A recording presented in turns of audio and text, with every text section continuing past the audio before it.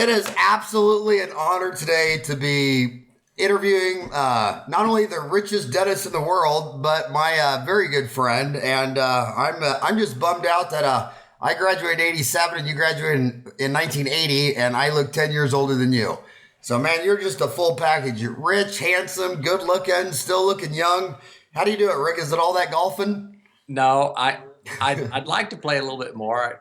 But honestly, I'd strive to play twice a week, and sometimes I do. But it's true. I'm busier. Seems like now than I ever have been, but it's because I love what I do, and I'm very blessed in that regard. Well, I just want to start out the this interview that this is probably for dentists, especially in the United States, the most emotional topic there is in dentistry. I can't think of a more emotional topic than, and I hate the term corporate dentistry because all the people complaining about corporate dentistry are incorporated with their accountants, so it's a bad term. But I just want to tell all my viewers that I've known you for, God, what, 20 years? We met in Destin, didn't we? Destin, Florida, first annual, 1992. March of 1992. That weekend changed my life, and you had a big part of that, and I mean that sincerely. I've got some notes here, but you taught me about the value of a location versus a doctor park. You taught me internally lit signs, hammered us to death on that, and you also introduced us in your first book about the notion of economic incentives that were someplace between taboo or non-cool, but you just pointed out that it's not about that. It's just about whether you want people to come into your office or not. Because if you do, that's what you got to do. You made a difference in my life. Well, thanks, Rick. That means a lot to me. And with the economic incentives, I think one of the problems with that is they're very different with women than they are with men, and women make 90% of the appointment. I mean, I've never used a coupon in my life. I couldn't imagine sitting on the front room floor cutting out a coupon to save a quarter on Folgers coffee. I mean, but they make 91% of the appointments, and they turn in 90% of all the coupons. But I just want to say to my viewers out there that whatever your thoughts are on dental, what's the best term for it? DMSOs or? Well, we now maybe use the word dental support organizations, DSOs. DSOs. Right. Okay. But I just want to say this. I can vouch from being in your home, meeting your wife, your children, knowing you forever. You're probably one of the most ethical, moral, good old boy from Effingham, Illinois. I mean, you're out in the small town country boy. I mean, I understand that growing up in Wichita. And so whatever your views are on corporate dentistry, don't shoot the messenger, my buddy Rick Workman. And the other big guy out there, Steve Thorne with Pacific Dental Services. I mean, he's a hell of a man too. I mean, his wife just adopted 3 kids from an orphanage in Africa. I mean, these are just good old country boys. And so what I want to say about corporate dentistry before we start, first of all, I'd like to explain what you're doing, but from where I see it, I see you doing 2 fantastic things. We had the biggest recession we've ever had since the Great Depression in 2008. And you and I are old enough to live through the recession in 80 and 87, the market crash in March of 2000. But oh my God, this 2008 one was a knockout. The other ones were a kick in the gut, but this last one, I mean, you literally woke up on the canvas and said, what was that? And in that time period, all the offices, especially the big ones that do 1, 2, 3 million a year, they had no liquidity. They couldn't sell these. And then a guy like you can roll in and give them liquidity and write a checks. And all those people are so thankful that there was a guy like you that could give them liquidity. But number 2, you're the one creating all the jobs for the dental graduates. I mean, so many of these dentists, there's 168 hours in a week. They're open Monday through Thursday, 8 to 5. That's only 19% of the week. Their facilities close 81%. They could be hiring all these associates. Their phones are ringing on Friday and Saturday and evenings and all that. They're not hiring anybody. And I can't even count how many hundreds of people, young dentists, thank God that they got a job with you, and they got a job and they got a career and they got a future. But so I want to start with this. I want to start with the 4,000 pound elephant in the room. Why are dentists so emotional about what you're doing? Why do they think this is causing the sky falling and all that? You know, a guy that I knew once, he said, very, very much wisdom. Dogs bark at things they don't understand. And when I stopped laughing, I thought about that, and it's the truth. So let's maybe set a couple ground rules. I'm not perfect in a lot of ways. Heartland is not perfect in a lot of ways. DSOs aren't perfect in a lot of ways. Organized dentistry is not perfect in a lot of ways. Solo practitioners aren't perfect in a lot of ways. Here's what I would say is that, some people in life transfer whatever anxieties or issues they have to other external forces versus looking within. And obviously the growth of DSOs in the marketplace, a small percentage of DSOs have had issues. We cannot deny that. A percentage of solo practitioners have had issues, but that's not news. And so dentists tend to use forums like the internet to stir up stuff and think that the problems are because of Heartland or because of DSOs versus looking within to say, what can I do to make myself better, to make my practice better, to perform better care for my patients, better service for my patients. And then I think the last big thing I'd say is that, unfortunately, or just reality, is the world is different than 1980. And hope that there's going to be no change is not a good strategy. You can hope for that, but it's just not a good strategy. I went to dental school, paid a total of $5,000 to go to dental school, total of $5,000. I couldn't find a job that guaranteed me $25,000 first year, so I set up my office. It cost me $32,500 plus $325 a month for rent. It's not like that today. It'd be nice. We all hold hands and sing Kumbaya, but it's not like that. These young kids coming out of school today are $300,000, $350,000. We had one that joined us this summer is over $500,000 in debt the day they walk out of dental school. They can't buy a 2-chair practice or start one for $32,000 and make that work. So the reality is we've got to do something for the new folks coming in. There's also, we'll talk about that in maybe a little while, the highly successful doctor, what are they going to do? But those new kids coming into the world, $300,000 in debt, they can't do leftovers. They can't work on the kids and the gaggers. They can't do that in a quote-unquote traditional solo world that has not really grown much on average over the last 4 or 5 years because of the Great Recession. And, my thing went away. Can you still see me? I can see you. Okay, Hey, good. His picture. My screen went blank, so I'll just stare at the green dot. And so we had to figure out what we're going to do. And the reason we exist, I guess, is because in 1980 to 1997, those 17 years, I worked 80 hours a week. I went 7 years out a week off. I don't expect people to feel sorry for me. That's not what I'm saying. But I'm saying, do we need to have every dentist in America do that to become successful? I don't think so. I paid prices personally. I was 42 when I got married. I wouldn't want them to do that. I wouldn't. The fact we were 90% men graduating in 1980. Today is 50-50. It's just different. And DSOs, Heartland Dental, I'll speak maybe for that, exists for the purpose of providing solutions and needs and information to the dentist. And in my world, I'd love it if dentists could choose at their freedom and discretion to join that supported organization or not. I'm okay if they don't want to do it. They want to do all themselves. That's good. But we just know there's a lot of people who just would like to be a dentist, would like to go home at 5 o'clock at night, would like to have a life, would like to be able to work part-time, would like to have better negotiating with the supplies and labs, would like to have better negotiations with the insurance companies, get higher reimbursements.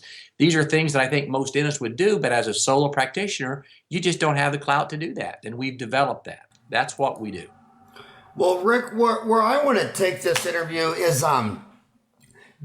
when you buy a dental office, you don't put a common name. Like all your dental offices aren't named Heartland Dental Services. So my first question is, why when you buy a practice, why do you not brand a single name? Why do you leave individual names? Okay. I'm going to back up just a second. So Heartland is a dental support organization. Heartland does not practice dentistry. It's important for everybody to understand it, because this is on your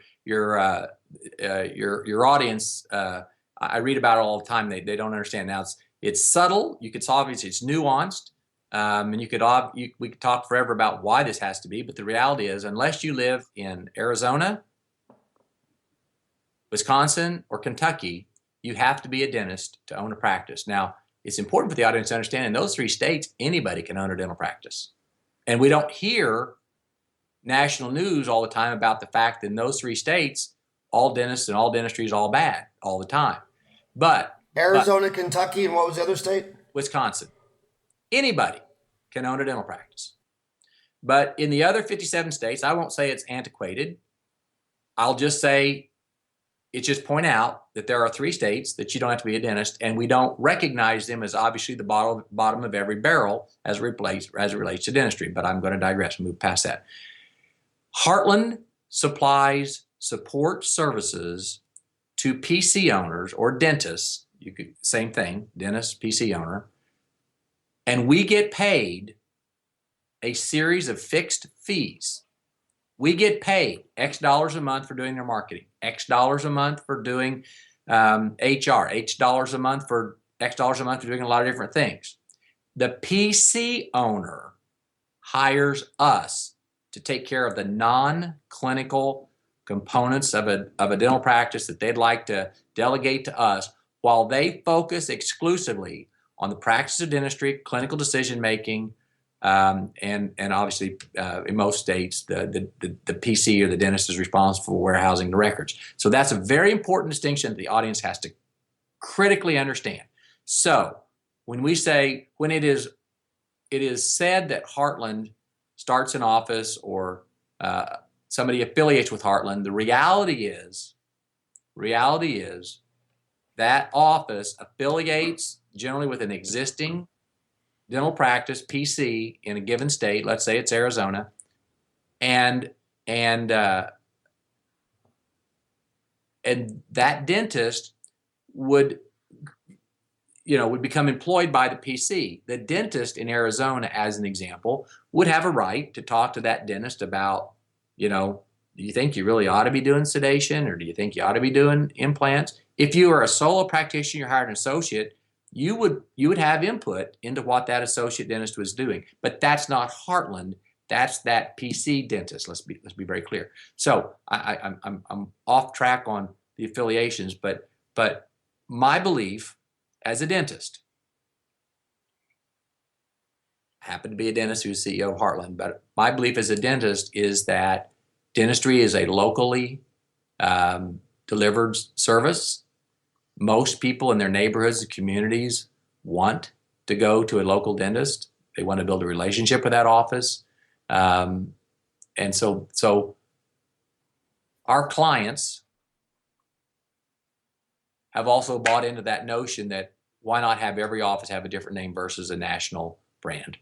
That's why we do it. I hope that's a sufficient answer. So Rick, what I'd like to talk about is,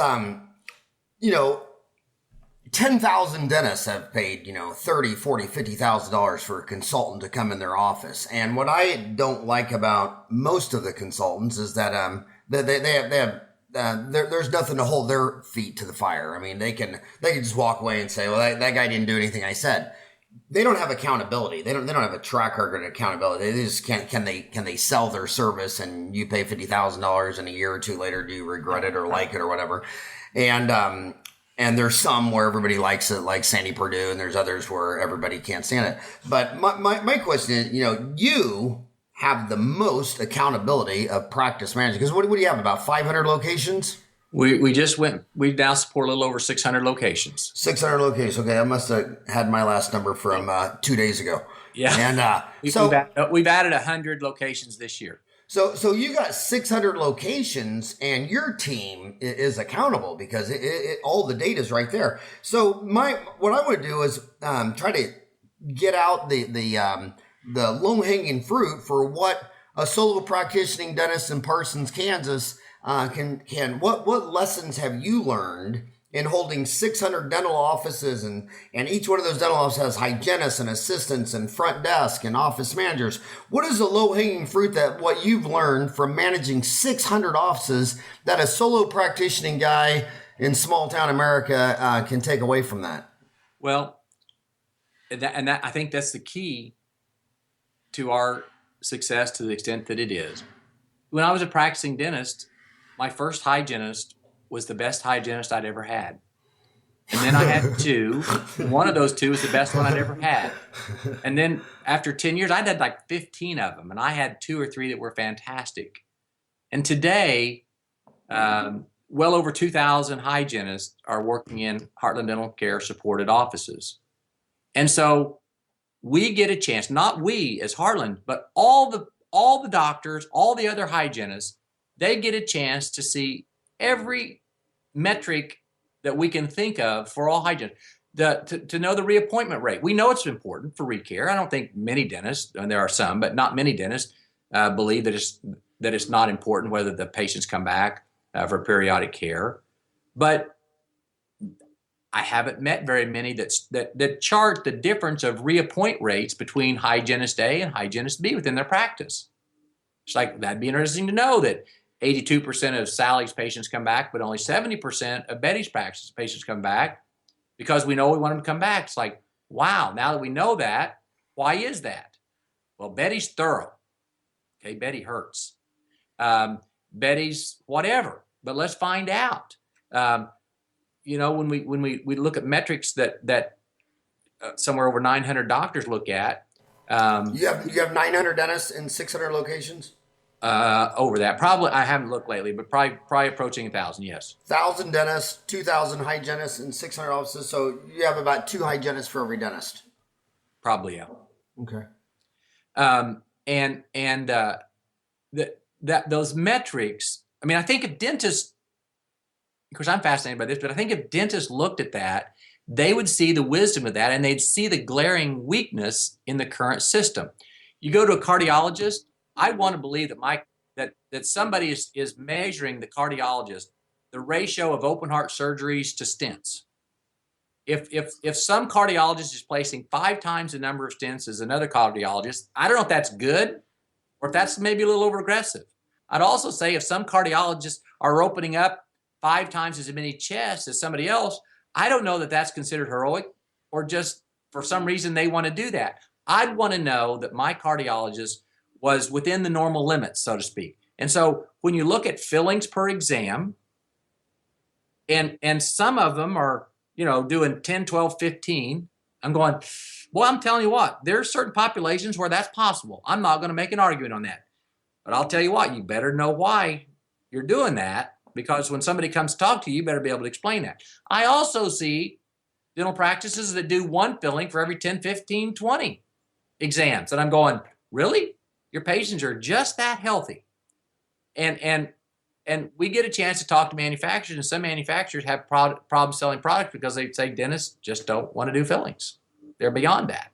And I don't know, but someplace between those 2 extremes is data that's used to measure what percentage of your patient. We know periodontal therapy is important to provide. How much is too much? How much is inexplicably light? And do the teams have the education, the communication skills to be providing the care that they feel in their heart they should be providing? These are big questions that I think benchmarking and data that the solo practitioner doesn't have is a big advantage for Heartland supported doctors and offices.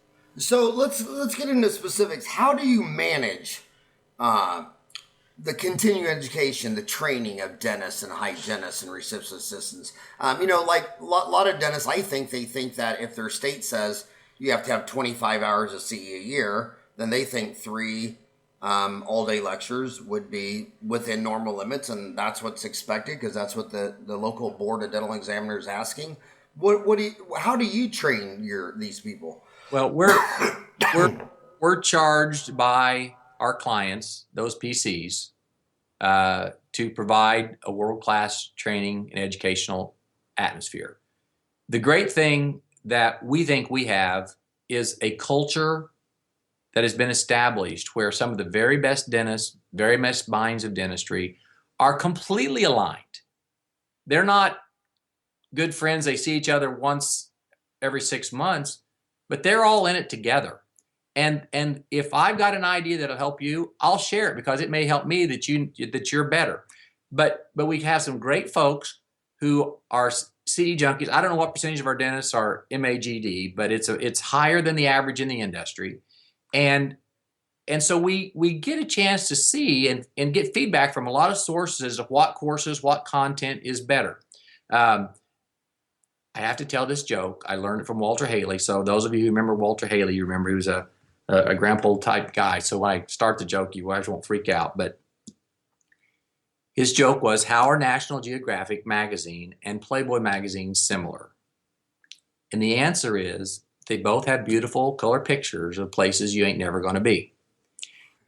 And I say that from a management principle in that Heartland, because we're not a traditional consulting, educational lecture stuff, we don't pretend to show pictures or discuss concepts about things you ain't never going to be or see or do. We're here to talk about the real world, real dentists, providing real care, and addressing the real challenges that real dentists face every day. And so that, we believe, is our strength. And dentists, when they know better, they do better. But what I've learned over time is that dentists, God love them. There's just so many things. Okay, they've had a better life in many areas, but there's just things they haven't had a chance to learn, or they were doing the best they knew how, but then they go, in 10 minutes sometime, they go, well, holy cow.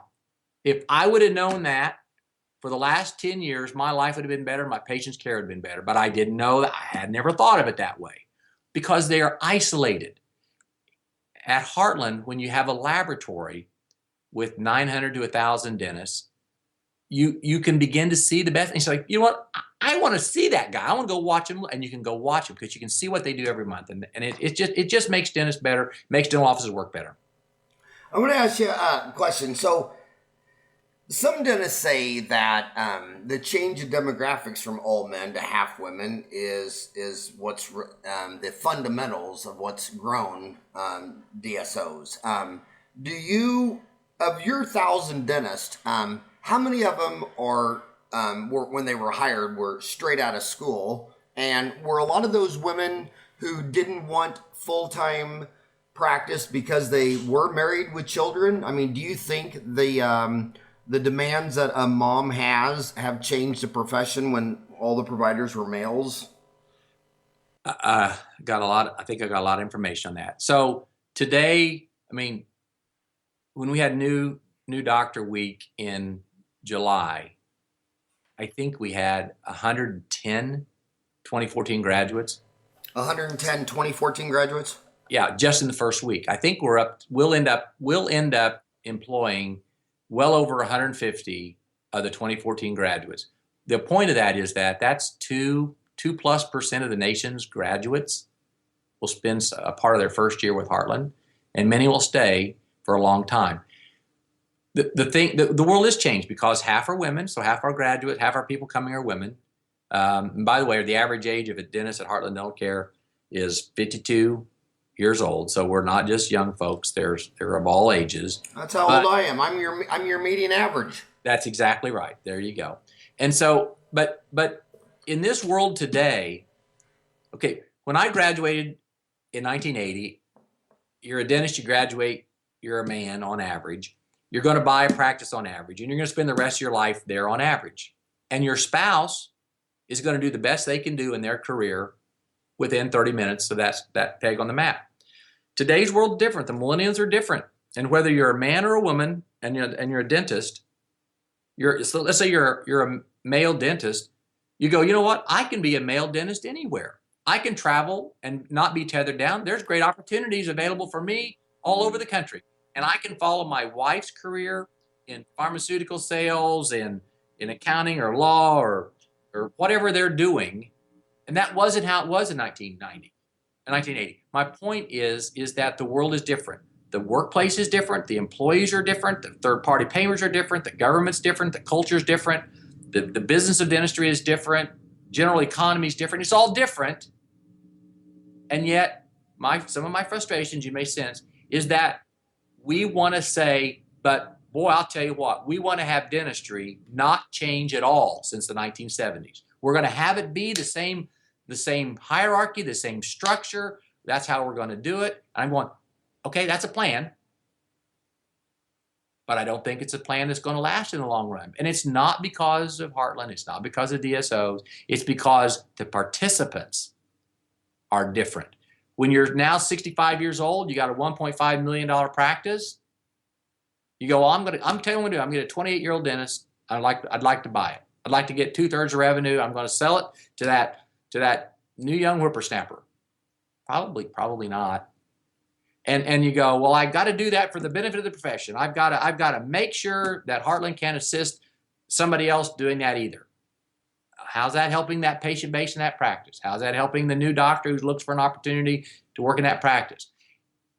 We just need to work together, facing the new realities, preserving the sanctity of the doctor-patient interaction relationship. But who owns the chairs? Who's doing the accounting? HR, marketing, so long as the dentists are approving it, it should be okay to change, I think. Let me ask you about millennials, because I'm 52. You hear a lot of people, a lot of dentists talking about that. Like our generation, you started off saying that you worked 70 hours a week for a decade, and went 7 years without a vacation. When I opened my office, my hours were 7 a.m. to 7 p.m. Monday through Saturday without blinking forever. I mean, I'm 52 years old. I still. My 4 young boys, they cannot believe the hours I still put in. But the millennials, they don't seem to have that work ethic. Have you noticed that hiring grads out of school? Do you have a lot of them that just say, Rick, I want to work for Heartland, but I only want to work 3 days a week or 2 days a week? And do you do that, or do you only hire full-time docs Monday through Friday? Oh, they're full-time. They work 32.4 hours a week. That's your... Yeah, no. That's the Heartland, yes. That was a joke then? It's the truth. Full-time is 32.4 hours a week. Yeah, but for you and me, when we got out of school, full-time was 60 to 70 to 80 hours a week. There is one school in the Midwest that teaches its students that if you work Fridays, you'll die. Dentistry is very stressful, and if you work on Fridays, you'll die young. So they say to me, now, if you use the F word again in this interview, I'm walking out. And I'm trying to make fun of it, but part of what we say is like, well, I'd like to, hey, I got $300,000 of debt. I'm getting ready to get married. I'd like a car, I'd like a house. I go, okay, have you thought about working on Fridays? Oh no, I can't work on Fridays. I'll die. And they really believe that. And again, I'm just saying, okay, but yeah, it's different. Howard, it's different. A lot of them work great. We get great results. Our folks are doing a fantastic job, but it's just one of those things that it's not like it was back in the day, and it is what it is. And so my point is, well, we got to figure out how to adapt. We got to have 2 doctor offices, staggered schedules, open evening hours, doing all kinds of stuff, because you're just not likely to find somebody who's going to work 45 or 50 hours a week, no matter their indebtedness situation or their need for income. Okay, Rick, let me stop you there, because that's a killer question of data that I want to know. When you buy a practice, how do you optimize the hours? What is the optimum hours? I mean, if you bought a practice that was doing $1 million a year, Monday through Thursday, 8 to 5, would you leave it, or would you optimize that? And also, on follow-up of that, is it better optimum to have one dentist 32 hours a week, or a group practice of 2 or more? What is your optimal formula for staffing and hours? Okay, our clients suggest it's better to just simply be better, and some of our clients, we can give enough information where they'll decide that opening up evenings and Fridays and heaven forbid Saturdays, is good. And other times, I mean, I'd say the very vast majority of our practices are open Monday through Thursday.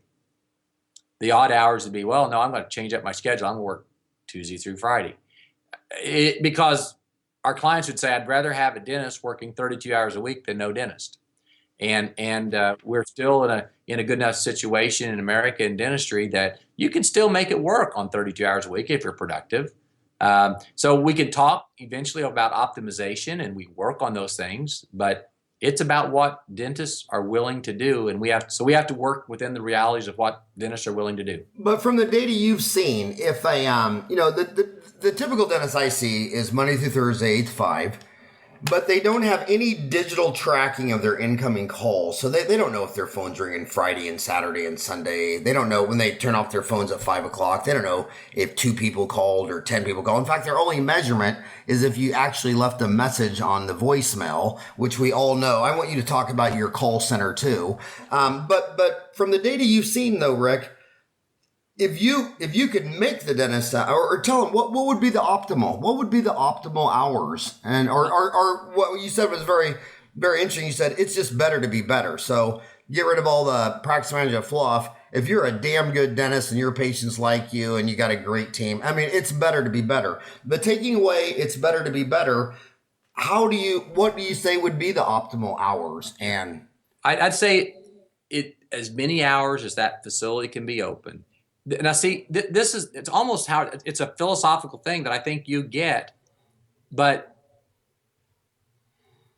it's okay. I think I almost feel apologizing that you could even put on your business hat, but dentistry is about the only profession that I know where somebody's not, part of their business model is to take market share. I mean, Apple would like to sell every phone that Samsung wants to sell.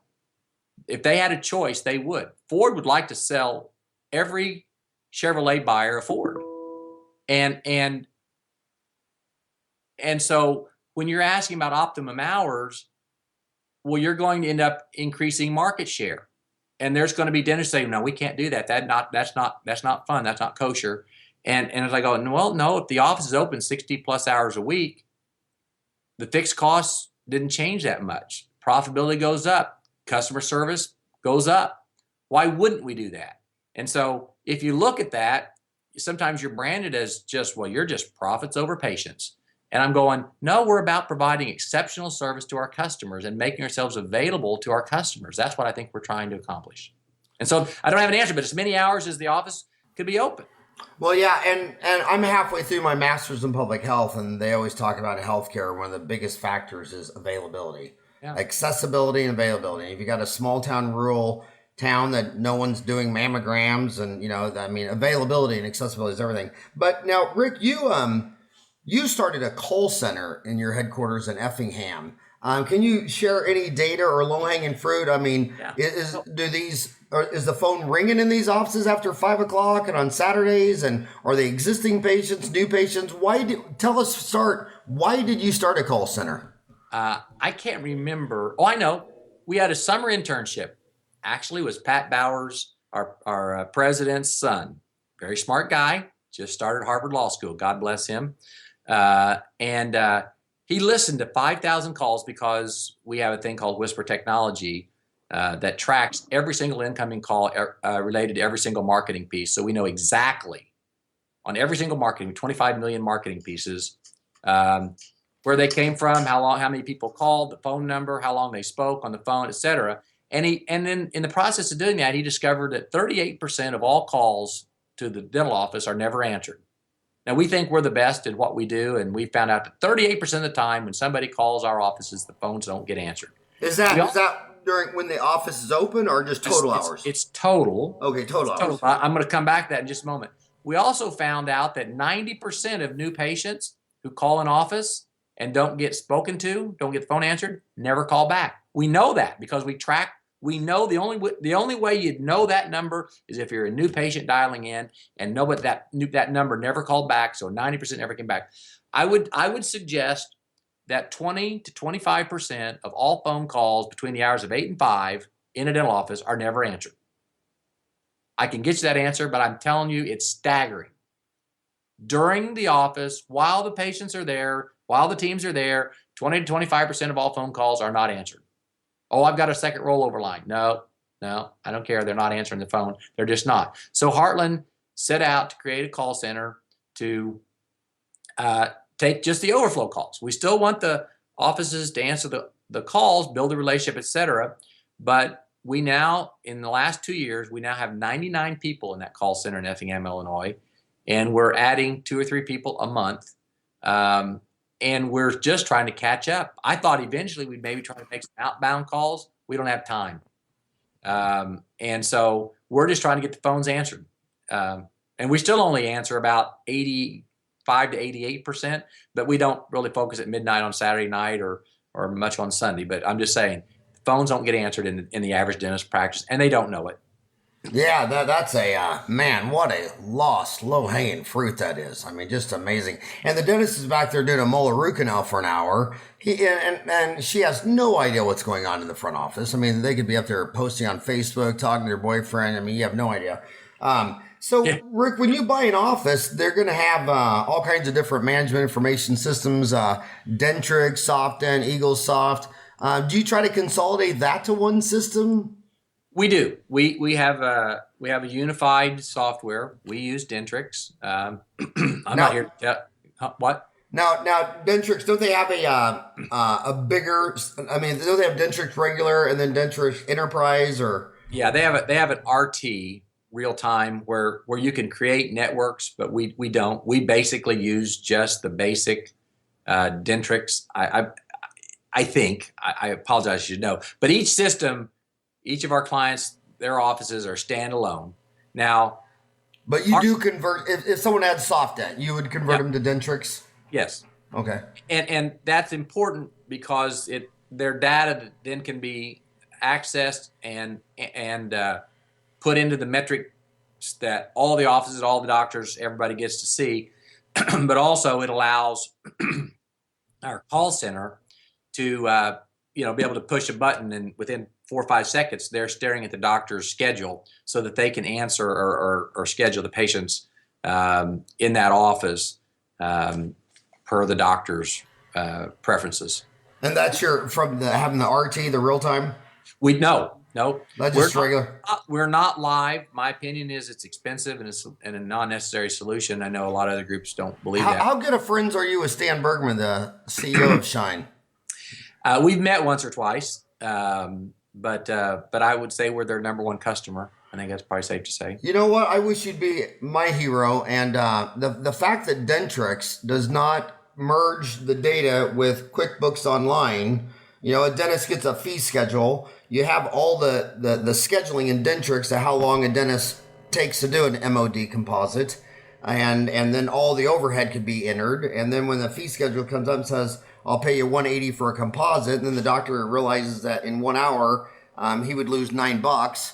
But if he scheduled it to 45 minutes, he'd make $20. And if he did it in a half hour, he'd make, the fact that it's not hooked up to an accounting package and all that data is left out and it's just scheduling and insurance, it's horrible. And it would, as a practice management guy with an MBA, I still say the number one problem in dentistry today isn't corporate dentistry or the American Dental Association. It's the fact that Dentrix, EagleSoft, and SoftDent don't add on the accounting data, and there's not a dentist in America that knows when they've even broke even for the day.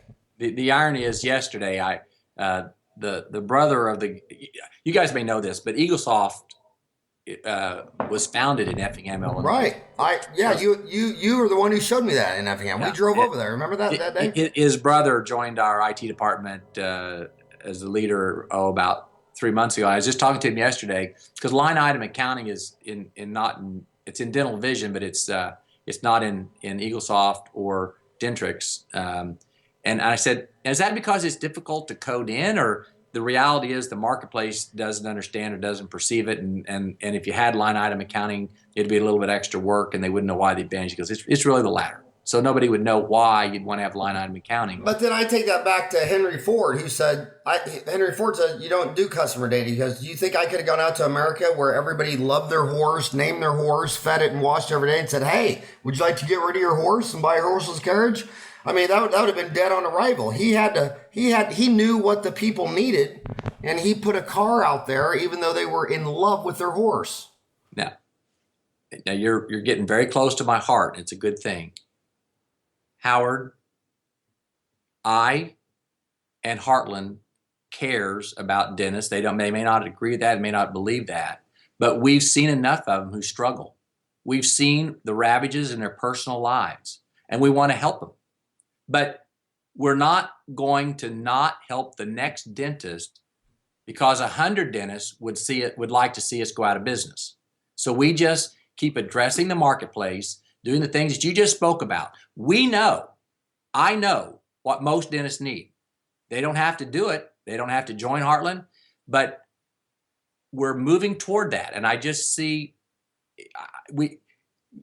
it bothers me that there are dentists who, for whatever reasons, their own life, can't believe that dentists struggle, can't believe they struggle to make payroll. They can't see their afflictions that they have because of stress and economics and divorce and drugs and all this other stuff. But I'm just saying, maybe I'm unique, not because of me, but because we get to see 100 or 200 dental offices every year and look inside them. And we see a lot of great practices, a lot of great people. We also see a lot of people who are really struggling. And they struggle over stuff that's not, how do I do this DO composite, or how do I do a crown? They struggle over, how can I bring sanity to everything that's not within this 18-inch field so that I can concentrate on this 18-inch field between me and my patients. And I see it every day, and we work on that, and we're committed to that for the next many decades. Jed Butler is one of the biggest stress consultants in dentistry, and she lives up the street from me. And I mean, we both live in Phoenix. I mean, Phoenix, we have 2 or 3 dentists a year commit suicide. 18% will do time in the Betty Ford Center. And a lot of this is they were trained for 8 years in math and physics and chemistry and biology. And then they get on and put on their dental hat, and 80% of what they do is managing people and payroll and profitability and insurance and scheduling and complex patients. And they're not even trained for it. Well, they have, and they're conflicted, Howard. They're conflicted. I want to be a good dentist. And when I go to meetings in certain places, well, good dentists don't market. Good dentists don't put up an internal lit sign. Good dentists don't set up on the corner. Good dentists don't, and so, and then they go, but I don't understand why I don't get new patients, because I'm a good dentist, and so there are these conflicts, and we're saying, guys, there may have been a time for that, but being a good dentist is critically important. And to be a great dentist, you need to focus on being a dentist, but you don't have to do what you and I have done, is spend, scores of hours every week for many, many years learning these things. Maybe they should just hire somebody or work with somebody who knows those things. The other alternative is to say, or why don't you just go out there on your own and have silent struggles for the rest of your life and blame it on somebody else? I'd like to help them. Can I give you the audience a 2-minute tip on something that I'd suggest that every dentist ought to do? Of course, you're not going to say no, but we call it treatment planning for predictability. What I'd suggest is you ask a dentist, does your team understand your treatment planning philosophy, your clinical philosophy? And 98% are going to say, oh, yes, absolutely. Okay, that's cool.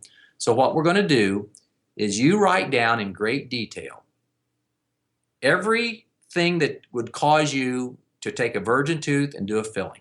Write down every criteria for when you do a crown, every criteria for what you need to see to do a root canal or an extraction or an implant or a pulpotomy in a stainless steel crown. And when would you do interceptive orthodontics? When would you do Invisalign? You write all this stuff down. Now, Dr. Lanning was here.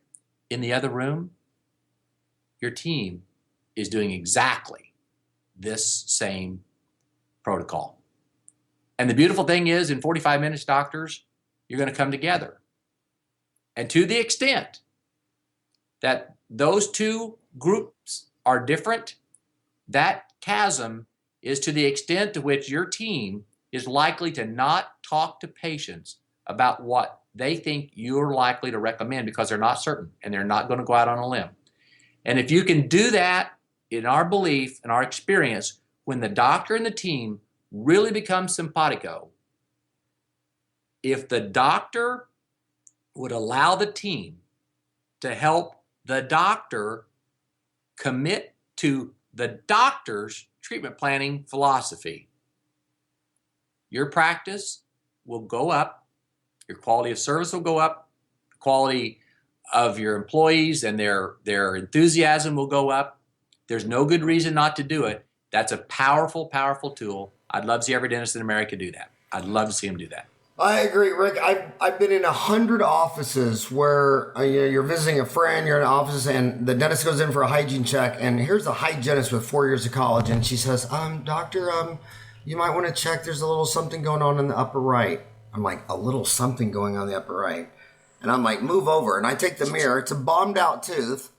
And I'm like, well, why didn't you take a PA and a bite wing? Why didn't you tell the patient this needs a root canal and a crown or an extraction? Why didn't you sell it? Why didn't you get them to commit? Why didn't you push your walkie-talkie PTT and do a financial arrangement? And the doctor says, well, she's not allowed to diagnose the x-ray. And I always come back and say, well, how many hygienists are in prison today from reading a damn x-ray?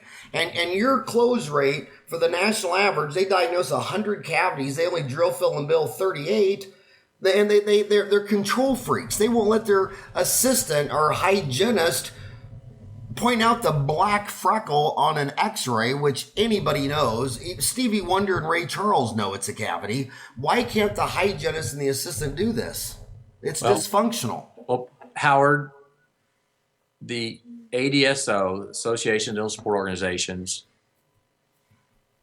has a budget for 2015 of over $5 million used to fight what we would consider anti-competitive legislation, not based on some realities. There's things that are not good the DSO practices have done, but there's things that are not good that solar practices have done. But the point is, they spend that money trying to do regulation that would suggest that if you do accounting or you order supplies, I listened to a board one time tell us that if Heartland orders supplies, people will die in their states because Heartland wouldn't allow a practice to have non-latex gloves, and so there'll be latex allergies and people will die. And so in other words, they don't have any evidence of that, but they want to pass regulation to withhold these services because of the potential. So if they're worried about the potential, how would they? You just know they're going to say, oh my God. I mean, hygienists can't use a Diagnodent because it's a laser. It's a laser. And it's like, and they just passed those laws. Yeah. It's within the past 12 months. How can we suggest that we want hygienists to be a valued part of the industry profession when we say a Diagnodent's a laser? I didn't realize when I practiced in Illinois that every surrounding state allowed the dental assistant to place the restoration. And I didn't realize how bad the dentistry was in Indiana or Wisconsin or Missouri or Iowa or Kentucky. I didn't realize how bad it was. It's got to be bad because dental assistants are placing the restorations. At some point, we need to move into the modern era and stop worrying about protectionism. And I know people are going to hate me for this, but I'm just saying we've got bigger stuff to fry. We've got more important stuff to work on than whether a hygienist can use a laser. Why can't they do anesthetic? A phlebotomist, you hire them off the street, and the next day they're doing venipuncture. And a hygienist, you say with a 4-year degree, can't give local anesthetic. How many people a day die because lidocaine was administered? It's not that many. And what's worse is I go to Walgreens and the pharmacist can give me a flu vaccine. And the data says that Americans are twice as likely to see a dentist than a physician. And I got all these senior citizens in there, and I can't say, Grandma, this would be a great time to get a flu shot. And oral cancer is completely exploding from HPV, and I can't give an HPV vaccination when it could prevent oral cancer in the domain I work in. I mean, And in many states, people are actively working today.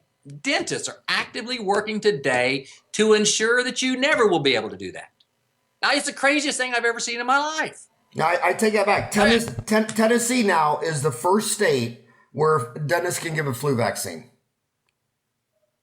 And that should be a national victory. It's inexplicable on a logical level. It's inexplicable on a logical level, in my opinion. But I'm just saying, I think, you think how the world has changed since 1980 or in the last 20 years, and you look 20 years into the future, and you think, oh, yeah, but it's going to be different. Government regulation probably be easier in the future. The expectations of documentation for the insurance companies, well, they're probably going to turn the corner and get a lot easier. Just pay us what we want with no accountability. Employees, boy, that's going to be a snap to employ people. There'll be no more EEOC claims hardly ever, in a few more years. My point is, can you see the world where it's going? And then we're doing everything we can to ensure that a dentist with 300 headed for 400, soon to be $500,000 student debt, going to have to make sure they do that payroll, because we can't let an outside person do that, because, well, then they would be practicing dentistry. So it doesn't make any sense. So we're going to ask you, hiring 150 graduates, why did dental school tuition explode? I mean, it's literally gone crazy. There's a half dozen schools charging $100,000 a year. What's that all about? And what do you think about what do you think caused that crazy inflation in price? And well, is it going to get worse, or do you see prices leveling off at tuitions and coming down? Probably not. It's still desirable. And what's really criminal, they're all filled up. And what's really sad is a lot of these people are picking between two schools. They're saying, I'm going to go to this one because it's $50,000 a year, and the other one's $60,000 a year. But then year 2 they raise it to 70, and year 3 they raise it to 90, and they can't switch schools in the middle. So I mean, it's kind of like buying a gallon of milk for $3, and then by the time you get to the front counter, it's up to $4. But it's a broader cultural issue, but why does it cost so much money to go to the University of Illinois? Why does it cost so much to go to a small private school? How on earth can you get a degree and you manage with $150,000 worth of college debt and get out? And my belief would be, what was the last business? What's the word I'm looking for? They're so isolated from the world. Everybody, their customers, the students, can borrow the money from the government or get it from the government. There's no cost controls. There's no real competition. Everybody just all raises it up all together. And so, all of a sudden you get these folks walking out with a degree in education, elementary education, which we need, that they probably can't find a job with, but they got $100,000 worth of college debt. It's a national philosophical stuff, and the dental schools are just the same. The difference is the dental schools have a chance to produce a product, their students, graduates, who can afford to pay it regardless of how much it costs. But it doesn't mean that they make some better dentists. It doesn't mean their lives are going to be better. But it just is what it is. Student loan debt just topped $1 trillion in the United States. It's the same amount as credit card debt. $1 trillion each. And we want people in dentistry to only be able to work alone with no support. We hate Aetna, but we'd rather take 20% less than work with a Heartland Support office who gets them a 20% more off Aetna. In other words, I'm conflicted by that. I hate DSOs worse than I hate Aetna. So Rick, a lot of dentists live in a fantasy world that they just want to be insurance free, cash only. Of your 600 offices, how many of them participate in insurance, and specifically capitation versus HMO, DMO, PPO, Delta providers? Great question. First of all, start at the top. Around 1.5% of Heartland supported offices revenue is related to Medicaid. We do that as a service to the community. We don't do any capitation, none that I'm aware of, but the vast majority will participate in PPO and indemnity. I mean, understand that Heartland supported offices get a very material boost in PPO payments compared to the solo dentist. Solo dentist is taking about a 40% reduction pretty commonly across the board. The day after they affiliate with a Heartland supported practice, they get a very material increase in their reimbursement. But what's in it for Delta? Like, okay, like say if you bought my practice in Phoenix, there's a 4.7 million people in the metro. There's like 3,800 dentists in the metro. Why, if you bought my office, why would Delta care enough about your affiliation with my office to give me more money when they got 1,000 Delta providers in the valley? Yeah, well, or is this only something that is a benefit in the rural areas where? No, it's pretty much across the board. What's in it for them? Well, much to someplace I don't say the chagrin, or much to the disbelief, shall I say, of the establishment, Heartland supported offices have very few patient complaints. They have very few malpractice cases. When there is an issue, we're blessed to be able to have a non-emotionally involved person be able to talk to the patient and hear them out. When I was practicing, I mean, I was in it. It's like, now don't tell me that root canal isn't within normal limits. I'm sorry it didn't work out, but by God, that thing was down within millimeter and a half of the thing. And that's, hey, I did my job and I'm not giving you that. At some point, I've learned, this is just my belief, but I've learned that sometimes you just gotta listen to the patient, say, I'm sorry, you're unhappy. What do we gotta do to make this right? And let's be done. And that unemotional intervention resolves 80-90% of all problems. And so you may have to refund a filling. So you refund a filling twice a year and you get paid 20-30% more every single one you ever do. And so we don't have issues with the insurance companies. They like us. We get credentialing. We do our own credentialing. We're pre-approved credentialing for all the insurance companies. You go, what? Well, yeah, because they audit us. They know the criteria. They know what to do. They know what's going on. I mean, we look at practices across the board. There's associates who are billing stuff underneath the senior doctors, this and that. And there's people who've been working 2 or 3 years are billing under somebody else's tax ID number. We see it all the time. We look at 100 to 200 practices a year.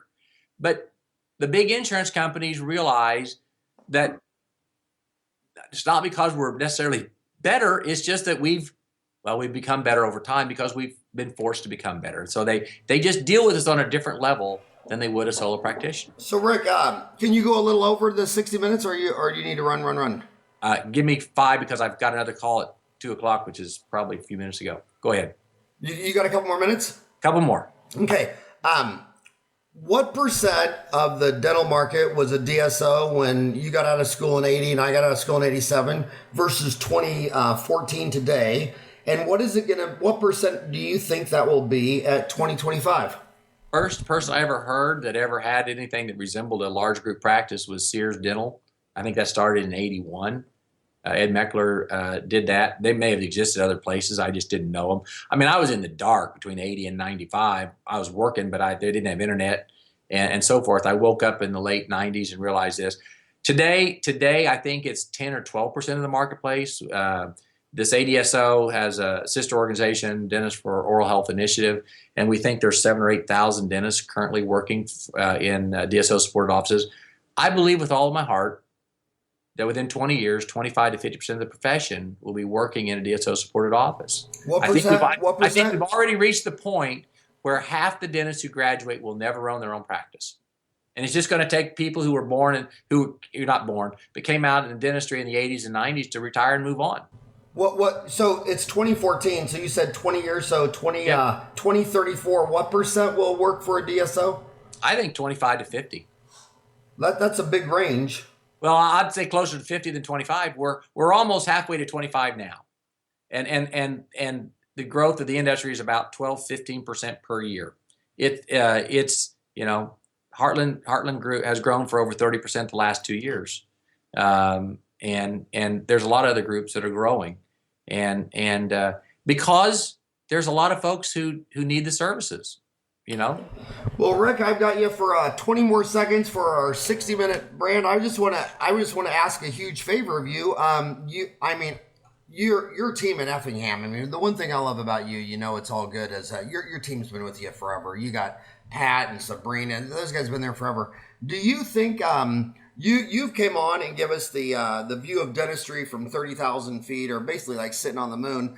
Do you think, I don't know how much of your management information is proprietary or how much could you share? Do you think maybe you could send back for another podcast with maybe one of your team that educates receptionists or answer the phone or anything that you can share? I'd be happy to do that. I would. I mean, Heartland's enemy is ignorance and misunderstanding. My mission would have every dentist to be able to have the information and skills they need to be most successful. Heartland's board office would be better off if more offices did better. And so I'd happy to do that. What'd you start this interview? Dogs bark at what they don't understand? Dog bark at things they don't understand. Yeah. So I think it would be a great PR move for Heartland and a great, I keep telling the dentists, learn from Rick. Take everything Rick's figured out and apply it to your office out in the middle of, Salina, Kansas. And if you could send some of your people back that can specifically talk to assistants or hygienists or dentists or whatever, that'd be awesome. Be honored to do that. It's not a competitive disadvantage. There's nothing secret in our minds. We've simply learned, you could say stolen from the best minds along the way. Whatever we can learn from you, we've learned from Walter Haley, but from Kathy Jameson and all these other folks. I mean, just anybody along the way. It's Linda Miles. It's like, hey, there's a good note. And you put it together. The hard part is for one person to put it together, it takes many years and many hours per year. Or you can come to Heartland, they just drop this 8-inch thick book in your lap and say, we're going to teach you this because this is stuff you're probably likely to need to know to have a better chance of success. And I don't know why our profession doesn't say, how about we all work off the same eight inches versus make everybody try to figure it out on their own. And I want to end. We're at a minute too. I just want to end saying this to all the listeners out there. I love and respect you in so many ways, but I thought what was amazing is when Dentaltown, when this all started getting talking on Dentaltown 10 years ago, when people were getting all emotional and crazy, man, you were just in there taking the heat and sharing. And we have an annual townie meeting. And the fact that you would come down to that townie meeting and have a meeting with everybody that wanted to kill you, and by 12 o'clock, we were all having a beer and they all loved you. So everyone that's wanted to strangle this guy's neck on Dentaltown, when they spend a whole day, and you didn't have to do that. You didn't have to do any of that. And you're just that good of a person, and you won every one of them over. I can't think of a single townie from the townie meeting that walked away and said, nope, he's bad for dentistry. They all walked away exactly what you said. Dogs bark at what they don't understand. And when they sit there and go to Las Vegas with Rick the Man Workman, they all fall in love. Yeah. So, Rick, thank you. I know you're the busiest dentist in America, and the fact you spent an hour with me today, thank you so much. All right. Thanks, Howard. Good seeing you. Take care. All right, buddy. Take care. All right.